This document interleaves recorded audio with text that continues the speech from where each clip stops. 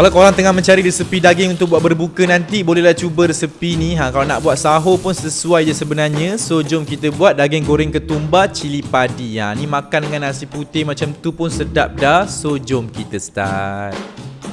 Bismillah. First, dalam chopper boleh masukkan 1 biji bawang merah, 4 ulas bawang putih, 1 inci halia dengan 10 biji cili padi. Korang chopkan je macam biasa. And then boleh tumiskan sekali dengan biji ketumbar sampailah naik bau. And then boleh masukkan daging yang dah direbus, garam, gula dengan serbuk kunyit sikit. Waktu ni bau dia tu dah semerbak satu rumah tau. Kemudian bolehlah masukkan sos tiram, kicap manis, kicap karamel dengan air sikit. Kacau sekata. Lepas tu masukkan sebiji bawang Holland sekali dengan cili merah dengan cili hijau. Kacaukanlah lagi sikit dan dah siap daging goreng ketumbar cili padi kita hari ni. Kalau buat menu ni tak perlu ada lauk lain pun tau. Dia saja pun dah cukup dah buat makan dengan nasi putih. So macam biasa boleh follow dulu, save resepi ni dan try lah buat sendiri kat rumah.